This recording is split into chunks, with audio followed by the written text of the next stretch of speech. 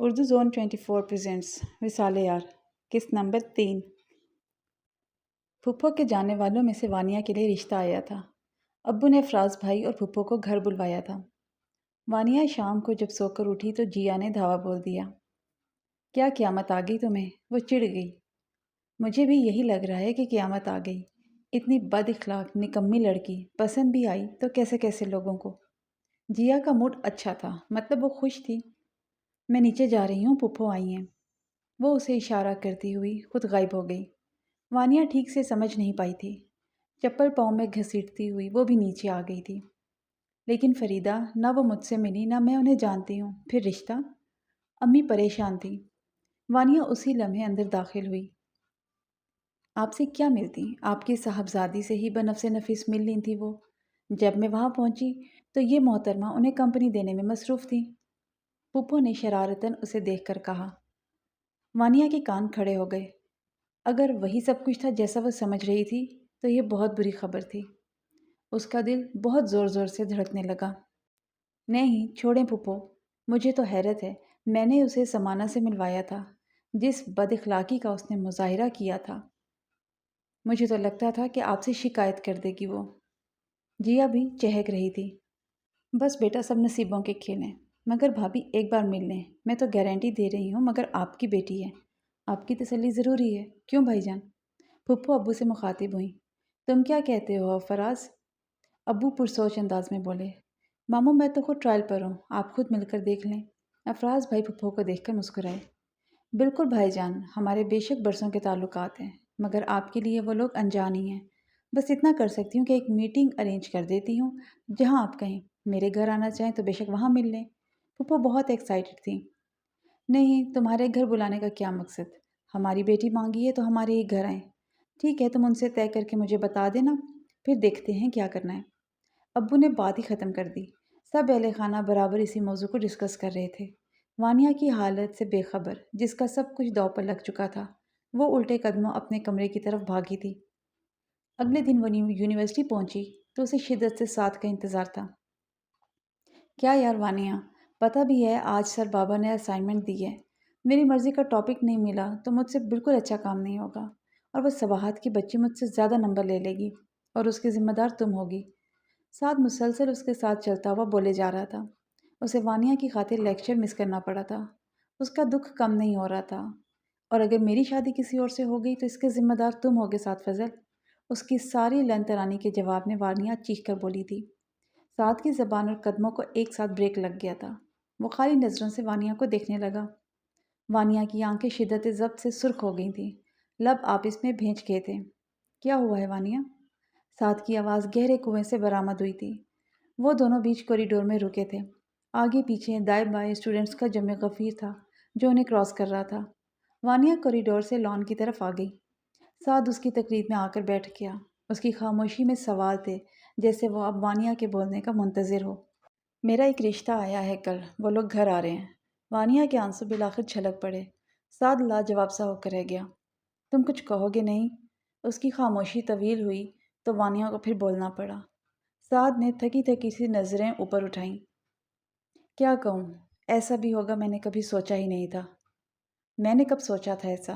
مگر اب یہ ایک حقیقت ہے سعد کہ ہمارے درمیان کوئی تیسرا آ رہا ہے۔ وانیہ کا گلا رند گیا تھا۔ میں تصور بھی نہیں کر سکتا وانیہ، پلیز چپ ہو جاؤ ورنہ میں کچھ کر بیٹھوں گا۔ اس نے سختی سے آنکھیں میچ کر اپنے بال اپنی مٹھیوں میں جکڑ لیے۔ تمہیں کچھ کرنا ہوگا سعد، ورنہ تم مجھے کھو دو گے۔ اس نے بڑھ کر سعد کے ہاتھوں پر اپنے ہاتھ رکھ دیے۔ ایسا نہیں ہو سکتا، تم صرف میری ہو، سمجھی؟ صرف میری۔ سعد نے جنونی عالم میں اس کی کلائی جکڑ لی۔ وانیہ کا رواں رواں پکار رہا تھا، وہ صرف سعد فضل کی ہے۔ وہ یہ ہاتھ پھر کبھی کسی کے ہاتھ میں نہیں دے سکتی۔ وہ بے بسی سے رو دی۔ تمہارے پاس بس یہی ایک ہفتہ ہے سعد، اپنے گھر والوں سے بات کرو۔ ساتھ ہی گرفت اس کے ہاتھ پر کمزور پڑ گئی۔ یہ کیا ڈیڈ لائن دے رہی ہو تم مجھے وانیہ؟ تم جانتی ہو میری ساری فیملی سکھر میں رہتی ہے، ایگزام سر پر ہیں، میں کیسے جا سکتا ہوں؟ وہ حقیقتاً پریشان ہو رہا تھا۔ وانیہ نے حیرت سے اسے دیکھا۔ تو کیا کہوں میں اپنے والدین سے؟ ایگزامز تک رک جائیں؟ وہ جو کل آ رہے ہیں ان کو کیا کہہ کر انکار کرواؤں؟ ان کو بھی چھوڑو، میں کسی سے یہ کہہ بھی کیسے سکتی ہوں کہ میری لائف میں ایک لڑکا ہے؟ وہ باقاعدہ رونے لگی۔ آنسو مسلسل بہہ رہے تھے۔ پلیز کچھ بھی غلط مت سوچو وانیہ، میری پرابلم کو سمجھنے کی کوشش کرو۔ اتنی جلدی میں چاہوں بھی تو کچھ نہیں کر سکتا۔ تمہیں اپنے گھر میں کسی کو اعتماد میں لینا ہوگا جو یہ سب کروا سکے۔ اور ایک بات یاد رکھنا، کوئی بھی محض رشتہ بھیج کے تمہیں مجھ سے نہیں چھین سکتا۔ تم گھبراؤ نہیں، میں تمہارے ساتھ ہوں۔ وہ اس کا ہاتھ ہاتھوں میں لیے کہہ رہا تھا۔ وانیہ کا دل تھمنے لگا۔ ٹھیک ہے تو کہہ رہا تھا، وہ رشتہ آنا کوئی بڑی بات تو نہیں تھی۔ کون سا وہ اسے رخصت کروا کر لے جا رہے تھے؟ وہ خاموش ہو گئی تو سعد نے بھی سکون کا سانس لیا۔ اور پھر یہ اس کی خام خیالی ہی ثابت ہوئی کہ رشتہ بھیج کر کوئی اسے رخصت بھی کروا سکتا ہے۔ وہ نہیں جانتی تھی کہ کوئی اس کی سچی لگن دل سے لگا بیٹھا ہے، اور جب حق بات جائز طریقے سے کی جاتی ہے تو قدرت کی مدد شامل حال رہتی ہے۔ رشتہ ایک ہی سٹنگ میں فائنل ہو گیا تھا۔ ابو کو معلومات کی ضرورت نہیں تھی۔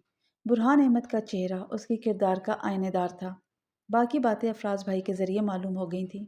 اس کا بیک گراؤنڈ مضبوط تھا، اس کا مستقبل محفوظ تھا۔ وہ اعلیٰ تعلیم یافتہ اور اعلیٰ نسب تھا۔ خوبصورتی اس کی اضافی خوبی تھی۔ ٹھکرائے جانے کا تو سوال ہی نہیں پیدا ہوتا تھا۔ وہ کسی کا بھی معیار ہو سکتا تھا۔ اس کی تعلیمی قابلیت سن کر جیا کو اپنی فارم ڈی کی ڈگری BA جیسی لگنے لگی تھی۔ فہد اس کی میچورٹی کا دیوانہ ہو گیا تھا۔ امی شکرانے کے نفل باندھ بیٹھی تھی اور ابو پرسکون ہو گئے تھے۔ ایک وہی تھی جس کے وجود میں سناٹے اتر آئے تھے۔ وہ دکھاوے کے لیے بھی خوش نہیں ہوتی تھی۔ ملمہ سازی کے ہنر سے وہ نابلد تھی۔ جیا اور فہد دونوں اس کے رویے سے الجھن میں آ گئے تھے۔ وہ اور زیادہ گوشہ نشین ہو گئی تھی۔ اس کے چہرے سے ہر وقت تھکن جھلکتی، اس کی آنکھیں ہر وقت سرخ رہتی۔ وہ چڑچڑی سی ہو گئی تھی۔ پھر ایک دن جب وہ بالکونی میں تنہا بیٹھی تھی، بہت آہستگی سے فہد اس کے برابر آ کر بیٹھ گیا تھا۔ وہ نہ ہی چونکی اور نہ ہی متوجہ ہوئی، بے حس بنی بیٹھی رہی۔ فہد نے گہری سانس خارج کیا۔ سعد فضل کون ہے وانیہ؟ اس نے اتنے آرام سے استفسار کیا جیسے اس کا حال پوچھا ہو۔ وانیہ کے پیروں تلے سے زمین سرک گئی۔ یہ وہ آخری بات تھی جو وہ سوچ سکتی تھی کہ کبھی اس کے بھائی کے علم میں آئے گی۔ اس کے چہرے پر ہوائیاں اڑنے لگیں، کوئی جواب نہ بن پایا۔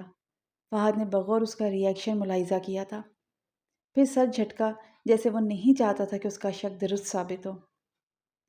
تمہیں کیا لگتا ہے وانیہ، جتنی بے خبر تم دنیا سے رہتی ہو اتنے ہی بے خبر ہم بھی تم سے رہتے ہیں؟ وہ پھر اسی نرم لہجے میں کہنے لگا۔ وانیہ اب بھی چپ رہی۔ مجھے بہت پہلے سے اس بات کا علم تھا، مگر میں سمجھتا تھا کہ وہ لڑکا تمہارے پیچھے پڑا ہے۔ مگر مجھے افسوس ہوا کہ تم بھی۔ اب کی بار اس کے لہجے میں تاثر جھلکا۔ وانیہ نے نگاہ اٹھائی۔ تمہیں کیسے پتا؟ وہ بے وقوف تھی، پوچھا بھی تو یہ۔ فہد مسکرایا۔ مجھے تم سے اس سوال کی امید تھی۔ بھائی بہنوں کا صاحبان ہوتے ہیں مک لڑکی، تمہارے پاس سے گزرتی ہوا کی بھی خبر رہتی ہے مجھے۔ وانیہ اسے دیکھ کر حیران رہ گئی۔ وہ ان دونوں بہنوں سے چھوٹا تھا مگر کتنی بڑی باتیں کر رہا تھا۔ اور تم شاید بھول گئی، تمہاری ڈپارٹمنٹ کے ساتھ پولیٹیکل سائنس ڈپارٹمنٹ ہے۔ میرا دوست بہزاد وہیں پڑھتا ہے، اور پھر سعد فضل جیسے اسٹوڈنٹ کو وہاں کون نہیں جانتا۔ بس مجھے بہت شرمندگی ہوئی اس کے منہ سے تمہارا نام سن کر۔ وانیہ کی خاموشی پر وہ کہتا چلا گیا۔ مجھے ہمیشہ لگتا تھا میری بہنیں دنیا کی چند سمجھدار ترین لڑکیوں میں سے ہیں۔ شاید میں تمہیں بھی جیا آپی کے تناظر میں تولتا تھا۔ تم شروع سے تھوڑی کم عقل ہو، مگر اس معاملے میں مجھے کبھی تمہاری طرف سے فکر نہیں رہی، لیکن تم نے مجھے غلط ثابت کر دیا وانیہ۔ میری بہن بھی عام لڑکیوں کی طرح ایک غیر لڑکے کے ساتھ ہاتھوں میں ہاتھ دیے یونیورسٹی کے راہدانیوں میں گھومتی ہے۔ اس کے لہجے میں شدید دکھ تھا، اس کا چہرہ سنجیدہ تھا۔ وانیہ کو رونا آنے لگا۔ وہ مجھ سے فیئر ہے فہد، وہ بس یہی کہہ سکی۔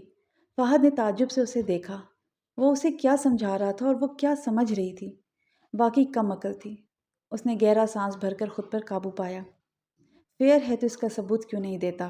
کیا اس کے علم میں نہیں کہ تمہارا رشتہ طے ہو گیا ہے؟ وہ اس کے ذہن کی ہر گرہ کھول دینا چاہتا تھا۔ اس کی کچھ پرابلمز ہیں، اس کی فیملی یہاں نہیں رہتی، پھر ابو نے بھی تو اتنی جلدی سب کچھ کر دیا۔ وہ اور زیادہ رونے لگی۔ فہد نے اس کے سر پر ہاتھ پھیرا۔ اس کے پرابلم بھی اپنی جگہ اور ابو کا فیصلہ بھی۔ جانتی ہو کیوں؟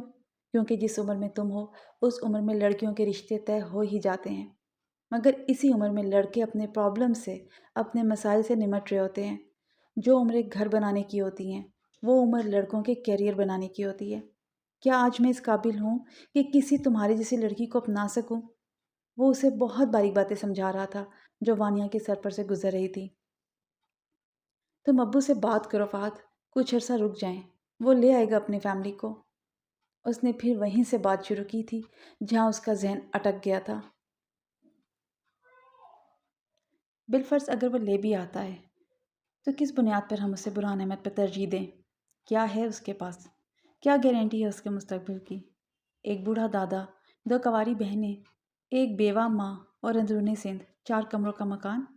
مجھے حیرت ہے اس نے ایسی کنڈیشن میں تمہارے متعلق سوچا بھی کیسے؟ فہد کو مکمل معلومات حاصل تھی۔ ان کا کوئی ذریعہ معاش تک تو ہے نہیں۔ اس کے باپ نے کچھ سیونگز کی تھی جس کے پروفٹ سے اس کی تعلیم اور گھر کا خرچ چلتا ہے۔ یہاں وہ ٹیوشن پڑھا پڑھا کے اپنے اخراجات نکالتا ہے۔ ان سب میں تمہاری جگہ کہاں فٹ ہوتی ہے وانیہ؟ وہ مسلسل کوشش کر رہا تھا کہ وہ حقیقت کو تسلیم کر لے، مگر ادھر وہی ضد تھی۔ تم اس کا مقابلہ اس امیر زادے سے کر رہے ہو۔ وہ امیر زادہ نہیں ہے، سیلف میڈ انسان ہے جس نے اپنی زندگی اپنا مستقبل سنوارنے میں گزاری ہے، عشق لڑانے میں نہیں۔ خود کو اس قابل بنایا ہے کہ اگر آج وہ کسی بھی لڑکی کا ہاتھ مانگتا ہے تو اس یقین کے ساتھ کہ ٹھکرایا نہیں جائے گا۔ فہد مضبوط لہجے میں بولا تھا۔ وانیہ کی ہر دھرمی اب اسے ہلکا ہلکا غصہ دلا رہی تھی۔ وہ سمجھداری سے کام لینا چاہتا تھا۔ اسے اندازہ تھا کہ اس معاملے میں غصہ بات کو بگاڑ سکتا تھا۔ مجھے ان باتوں سے کوئی فرق نہیں پڑتا فہد۔ اگر اس کی لائف میں مسائل ہیں تو میں ہی ان کو سمجھوں گی نا، اور کون سمجھے گا؟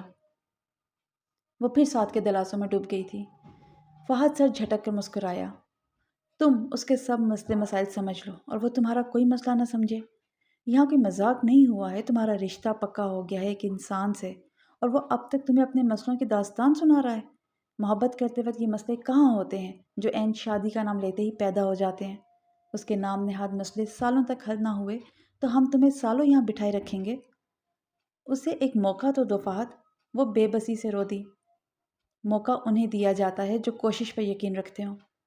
دیکھو وانیہ، منزل تک پہنچنے کے لیے راستوں کا انتخاب کرنا پڑتا ہے۔ راہ میں آنے والے ہر سنگ میل کو عبور کرنا پڑتا ہے، تب کہیں جا کر منزل آنکھوں کے سامنے آتی ہے۔ تمہارا سعد فضل تو بیچ چوراہے پر بیٹھ کر راستے ناپ رہا ہے۔ پہلے ہی قدم پر وہ تمہیں عذر دے رہا ہے۔ شادی تو دور کی بات، اس نے رشتہ تک بھیجنے کی حامی نہیں بھری۔ تمہاری سمجھ میں یہ بات کیوں نہیں آ رہی؟ فہد زج ہو گیا تھا۔ وانیہ مزید رونے لگی۔ فہد نے اپنے چہرے پر ہاتھ پھیر کر خود پر قابو پایا۔ اوکے، اسے فون کرو اور کہو کہ پروپوزل بھیجے، میں تمہیں سپورٹ کروں گا، اوکے؟ اس نے وانیہ کو تھپتھپایا اور باہر نکل گیا۔ وانیہ کے رونے کو بریک لگ گیا۔ فہد وہاں سے نکل کر سیدھا جیا کے پاس آیا تھا۔ کیا ہوا، مانی وہ؟ جیا جیسے منتظر تھی۔ اسے بھی وانیہ پر عرصے سے شک تھا اور اسی نے فہد کے ساتھ مل کر ساری بات کا پتہ لگایا تھا۔ آپ کو پتہ ہے آپی، اس کی سمجھ میں باتیں مشکل سے ہی آتی ہیں۔ فی الحال وہ اس فلرٹ انسان کے جھوٹے دلاسوں سے باہر نہیں نکل پا رہی ہے، اور نہ بھی نکلے تب بھی ہم اسے غلط راستہ تھوڑے نہ چننے دیں گے۔ تھوڑا ویٹ کریں، آپ کچھ ظاہر مت کیجیے گا ورنہ وہ مجھ سے بھی بدگمان ہو جائے گی۔ اس نے جیا کو اشارہ کیا۔ ڈونٹ وری، میں سمجھتی ہوں، بس اللہ پاک اسے محفوظ رکھے۔ جیا پہلی بار متفکر نظر آئی تھی۔ انشاءاللہ سب اچھا ہوگا، فہد بھی پرسوچ انداز میں گویا ہوا تھا۔ ناول اگر پسند آ رہا ہے تو کامنٹ سیکشن میں ضرور بتائیے اور چینل کو سبسکرائب اور لائک ضرور کر لیں۔